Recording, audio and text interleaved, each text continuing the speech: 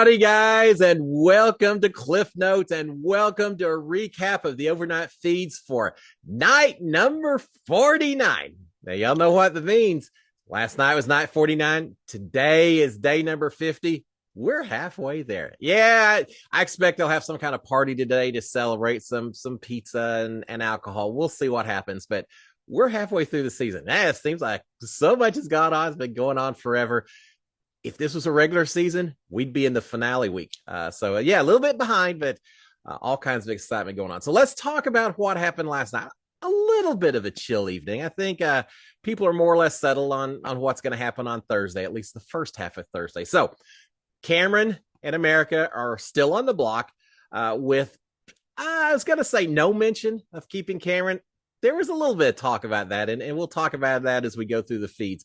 But it still does seem like Cameron probably is going home on Thursday. The big question is, it's a double eviction. Who's going to be walking out right behind Cameron? A lot of talk about that, and they don't know it's a double, but a lot of talk about what's going to happen the week following. So a lot of conversations that we're going to cover on that. All right, let's start off earlier in the day. I'll cover some of the key conversations that took place a little bit earlier as we move into the evening and the night. We've got Corey and Nicole talking to each other. They've been talking more and more here over the past week or so, but they're talking. Corey is saying that Felicia had approached him about an alliance of himself and Nicole, and an alliance of Felicia, Nicole, Corey, and America. So an alliance of four people that Felicia is proposing. Again, Felicia starting to be a little bit more proactive in terms of some of the things she's trying to do now that she realizes that situation between her and Sari isn't quite what she thought it was before last week and the vote flips and all of that. So Felicia's proposing that herself and Nicole and Corey in America could form some kind of alliance. They're agreeing they don't want any more alliances. There's enough of them already out there. They're good the way it is. They don't want to keep getting into that same kind of situation. So they've got that. Corey's mentioning the fact that Sari had told Jag that the 7 deadly sins was real. Told America that for real was real. Not a couple of weeks ago, just in the last day or two. Sari is still saying that. So again, Corey and McCall are saying, yeah, this whole 100 different alliances, all with little changes in people, we're just tired of it. So they aren't really on board with a brand new alliance that Felicia's proposing. Doesn't mean they won't work together. They just don't want to have another alliance. All right, we've got that. We've got Corey and Felicia talking at this point in time. Corey is telling Felicia that he had heard that she had said that he and America and Jag had a final 3, that they were working together. They were going to make it to final 3, that he had heard that she had said that. Felicia's denying this. She's upset. She's saying, look, Sari's the one who told me that. And she says, I'm a little tired that I keep getting the blame for all this stuff. I did not say that. She told me. And yet, once again, and she'll have several conversations with other people where she again repeats that people are saying that she said that. She did not. So she's a little happy. Later, Felicia actually mentions, I think it was to Matt, she says, I think this is just a lie that Sari is intentionally spreading around, trying to put this blame on me for having said that, when it was really her. So, yeah, Felicia and Sari just getting further and further apart with some of the activities that are taking place. Sari's trying to cover her bases a little bit, and by doing so, she's pushing Felicia away as a result. All right, we've got some talk about Jared and Sari being on the block next. This is still Corey and Felicia. They're talking about that Jared and Sari could easily be on the block on Thursday in the next HOH reign, but there's a little bit of disagreement about who should be the primary target. If it happens, Felicia's telling Corey she wants Sari gone. She's washing her hands. She's done with it. Felicia wants Sari gone if Sari and Jared are on the block, and Corey's saying, yeah, I want Jared gone. Jared is who I want to go for, Felicia. So again, the two of them up there, we'll see which way the votes end up going, because they're a little bit indecision. But the key is they both want those two up on the block. All right, Cameron is not going down with a fight. He is still pitching to as many people as he could. There's a lot of people worried that today, being Wednesday, is going to be Cameron's primary pitch day, that he's going to be going everywhere, talking to everyone. Go for it. Hey, don't go silently in the night. Fight all the way out, Cameron. But Cameron's certainly still pitching. He's talking to Jared, realizing that if it was a 4-4 tie, even though Jared's HOH, if it's a 4-4 tie, Jared casts the deciding vote. And he's telling Jared, saying, look, America's on the block still. Busting up couples, that's what we do. If you were to bust up that couple right now, Jared, man, think how great that would look on your resume. Yeah, I'll fight for you and all that. But even beyond that, look how much, what a big deal it would be for you to break up that couple. Everyone would applaud you. What a huge selling point you'd have when you made it to jury. So Cameron's certainly pitching Jared on that particular strategy or outlook. He's also mentioned at one point to Jared that, hey, Corey and America and Jag, they're coming for you. You're right after me. Don't think that you're safe right now, Jared. They are coming for you. You are the next target on the block. Do something about it now instead of waiting for it to come to you. All right, we've got Blue and Matt are talking to each other. Blue is saying, look, it's so early. If I was to get HOH, I just can't take a shot at Jared and Sari right now. It's too early. Maybe later, but right now, I just can't do it. Absolutely no surprise to me. As Corey pointed out during a conversation a day or two ago, why in the world would Blue ever try to get out people who she knows are going to protect her? So, yeah, Blue had earlier said, yeah, I'm fine. I'll get them out. It's personal. Yeah, I'm personally tight with Jared, but gameplay, I'll do whatever. And if I have to get them out, I'll get them out. Yeah, none of that. She's now telling Matt, I'm not going to do that if I get HOH. So she's backing off that a little bit. Matt's been telling a lot of people things today. Matt is telling her that Corey is targeting Sari and Jared. He said, hey, you may not do it, but Corey, if he was to get HOH, he's going after Sari and Jared. So now Blue knows. We'll find out because of that. Who else knows going forward? All right, Felicia still telling everyone that she's pretty certain that it's a double eviction this week. She's got it figured out. America, the super fan, saying, yeah, no, there's no way. Corey's saying, yeah, no, we'll get that around the final 8. It's too early to have that. So some of these super fans are wrong. Felicia's right in calling out the double eviction. We did have some conversations, America saying, if it is a double eviction, that's going to be crazy. It's going to be so stressful. Yeah, it's very stressful playing a double eviction.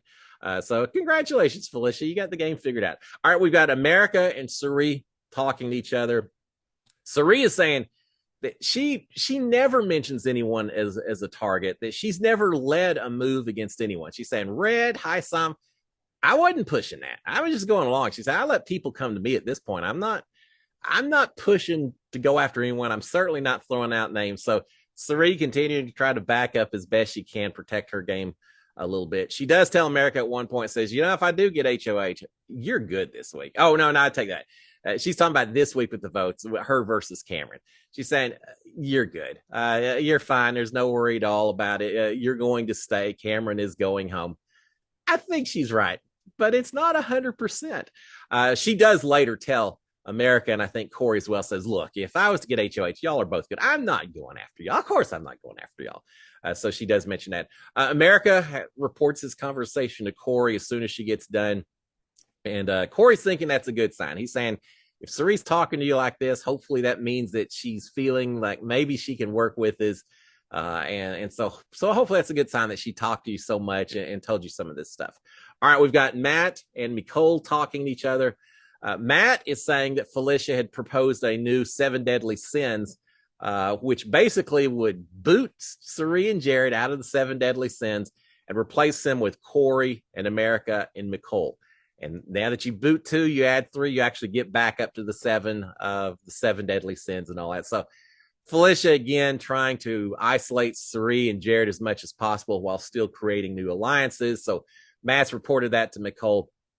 Nicole is talking about plans that she had heard about from last week. This whole idea from last week that she heard there'd been a plan to go ahead and boot Izzy, but not tell Nicole, so that Nicole would be the only person casting the vote for Felicia and kind of throw Nicole under the bus. So Nicole's still upset that she feels like they were trying to betray her last week. And Matt tells her, says, yeah, I mean, kind of. And he says, but it was you and Bowie Jane both. It wasn't just you. It was 2 of y'all we were going to throw under the bus. But certainly he's not really portraying it as anything he had to do with it. Yeah, it's the other side that was happy to do that. Jared and Cirie were leading the move to go ahead and get out Izzy instead and leave you on the block and all that. So he is mentioning that to her. All right, we had spa day yesterday. They conducted a big old spa day. You can see Cameron's new hairstyle. I think America was responsible for that. They did hairstyles. They did cookie crumble face mask and things like that. The backyard is shut down, and so they're stuck inside trying to find out things to do. So they had a little spa day yesterday. They did not have music. I think Felicia and Cirie were talking about how great it'd be a little light jazz and all that. Yeah, you got to make do when you're in a Big Brother house. All right, we've got Matt and Corey talking to each other. Corey is saying that Cirie promised not to put America up. I think she mentioned Corey as well. But he's telling Matt that, and he's really wondering, saying, if she's serious about that, if she didn't put the two of us up, who would she be putting up? Who would be Cirie's targets going forward next week? I think it's America and Corey, but she told him otherwise. Eventually, Jag joins the conversation. Corey is saying, look, it's pretty simple this week. He says, anyone but Cirie wins HOH, and it should be an easy week. We'll put Jared up, and we'll send Jared home. If that doesn't work, we'll send Cirie home. But one or the other, it should be a fairly easy week. Jag is talking about saying, he said, if Bowie was to win, we couldn't coast. Hopefully, it'd still be okay, but maybe a little more involved week. And he's also wondering what a blue HOH would be like. He's saying, if Blue's not going to put up Jared and Cirie, not sure where she's going to go. Hopefully we're safe, but it would just be a wasted HOH week. So they are starting to wonder what's going to happen based on who gets the next HOH. All right, we do have a little conversation. Corey talking to the cameras. We hadn't had that in a while. Corey's had other activities in the evening to keep him occupied. But Corey does talk to the cameras. He's saying that his true alliance right now is himself and America and Matt and Jag. And we can tell watching the feeds that's the case. But he's saying, that's legit. That's the one I believe in. But he also says the thing is, this can't be sustainable. It can't be a long-term situation because Matt and Jag win too many competitions. I'd be crazy to go to the Final Four with them. So short-term, that's my alliance. Long-term, we'll have to see what happens. But we did get that input from Corey. All right, we've got Jared and Nicole and Cirie and Felicia talking. These are the brown sugar babes. Is it babes or babies? I never can remember. Babes, I think. The brown sugar babes are meeting and talking. Were there huge revelations that took place in this meeting? No, not really. You've got Felicia and Nicole who are upset at Jared and Cirie. Jared and Cirie are upset at Felicia. They tried to throw Nicole under the bus. So this alliance is just hanging together by a thread, hanging together out of necessity, hanging it together because no one wants to call out the other side, even though there's a huge chasm, a huge canyon between them. But they are meeting. They're talking about next week, and Jared mentions putting up America and Corey again would be the easy thing. Now, it can't be Jared. He's not going to be HOH. But if one of the others get HOH, he's saying, look, Jared and Corey on the block again would be the easy solution. And then at that point, Felicia jumps in and says, well, sure, but Jag, we got to backdoor Jag. Jag is who has to go. So put the two of them up, backdoor Jag, and let's get him out of here. Everyone is telling Nicole that Matt is close to Jag, that those two are a tight pair. Maybe someone needs to be broken up. But I think she says something about how about America and Corey? Are they tight with is Matt tight with them? They're saying, nah. Matt is not tight with America and Corey at all. This plan is working of Matt trying to distance himself from those two because the perception, at least in this room, it appears to be that they don't think Matt is that tight with that side.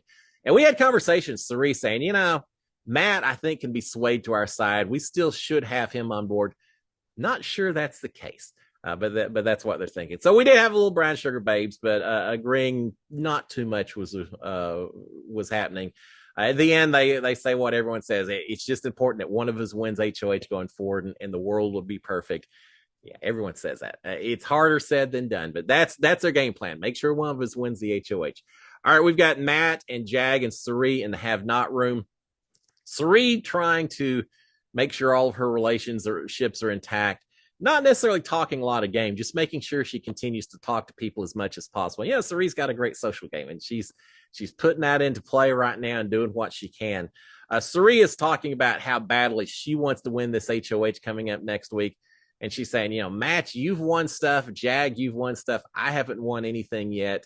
And she says, y'all are saying that I'm safe if y'all were to win. And she says, that's fine. I appreciate it.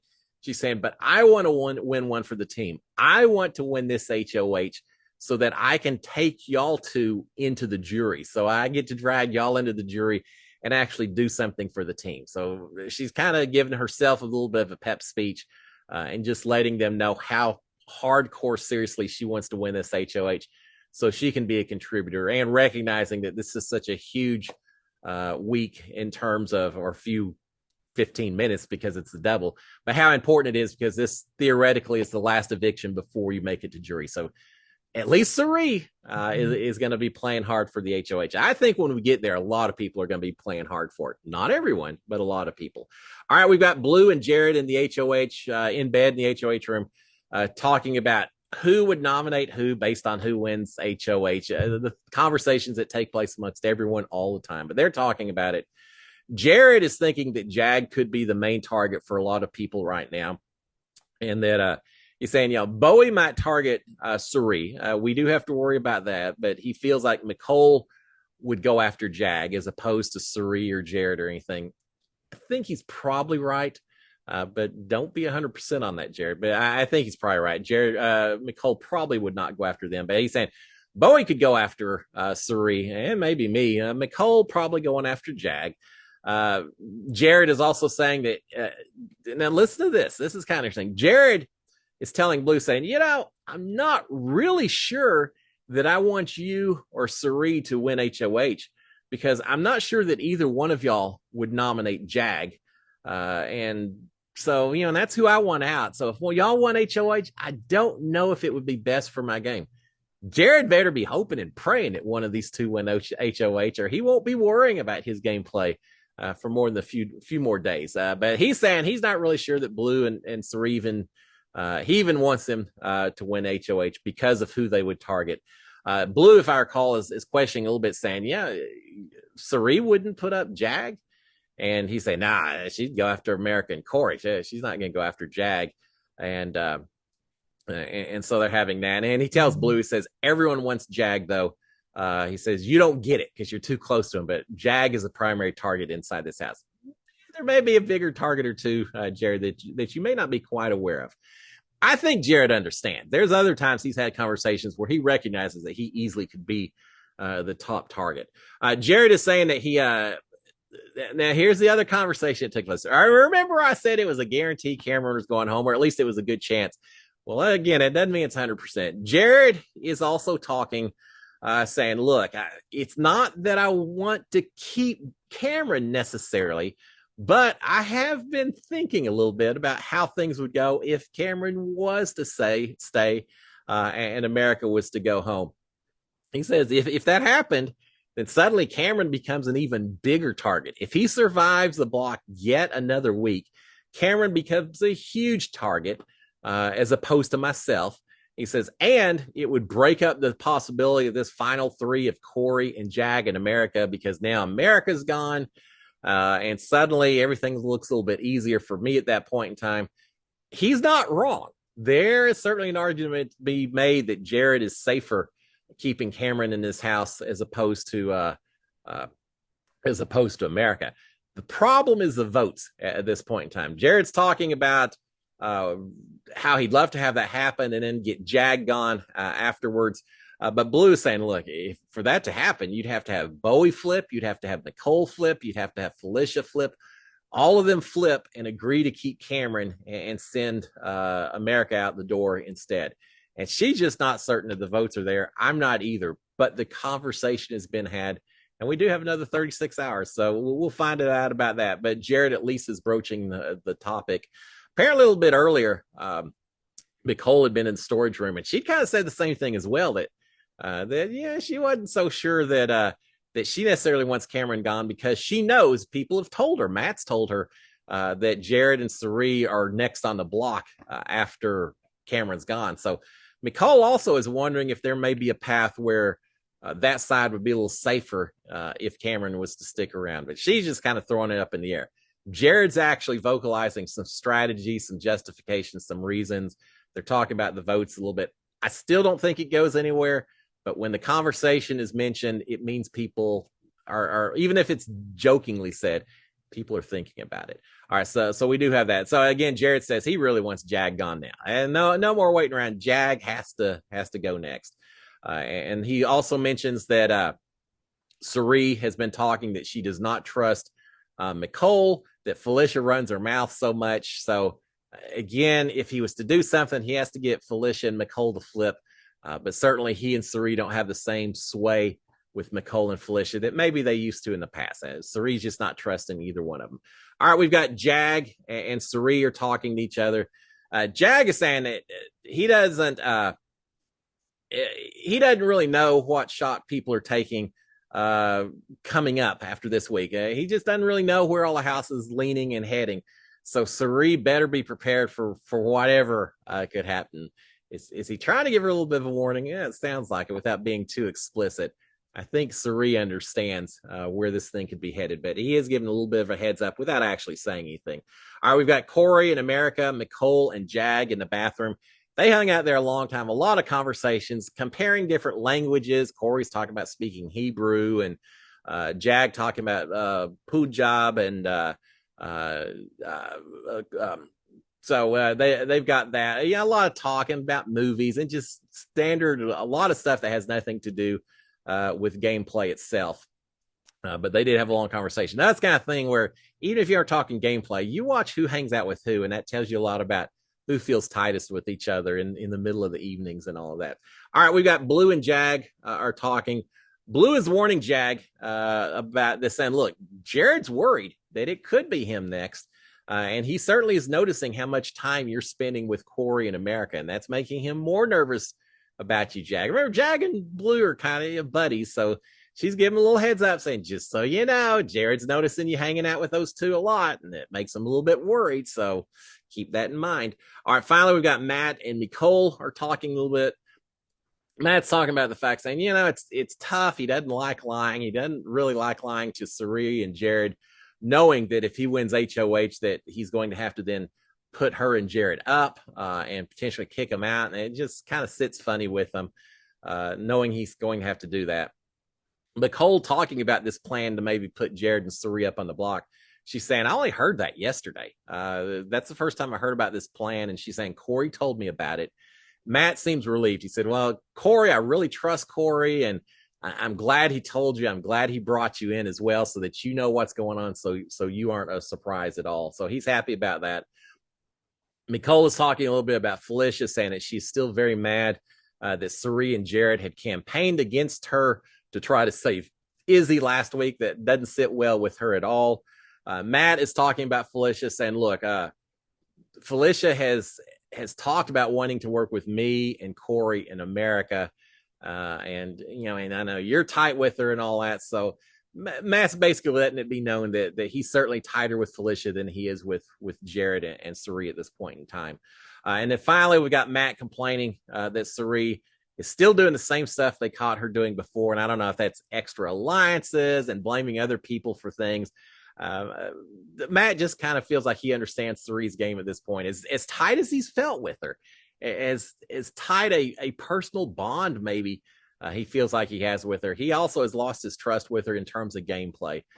Could he be saying all this for Nicole's benefit? Yeah, but I don't think so. He knows Nicole and Felicia are not super tight with Cirie and Jared anyway. I think he's being serious when he says that. So there you have it. I think Matt was the last one up. He's finally in bed by, I don't know, 1:30 or so Big Brother time, 3:30 Houston time. So not a super late night, not super revelations or anything else. The key summary going out of this is Cameron's gonna have a new hairstyle for eviction night. Cameron is probably still going out the door, but there is discussion about what would happen if it went the other way. I don't think it goes anywhere. And again, the big question still is who goes out the door behind Cameron right now, unless Cirie or Blue was to win HOH. I can see it being either Jared or Cirie on the block, one of those two going home based on who may or may not win veto. but we got 36 hours till that happens. Guys, y'all have a fantastic Wednesday. I'll be back tomorrow morning to give you more recaps. We'll see if Cameron just ramps up his campaign today. I fully expect it. We'll see how well that goes over or not. Until tomorrow morning, guys, y'all have a great one. SKD 143. Cheers, my friends. Bye.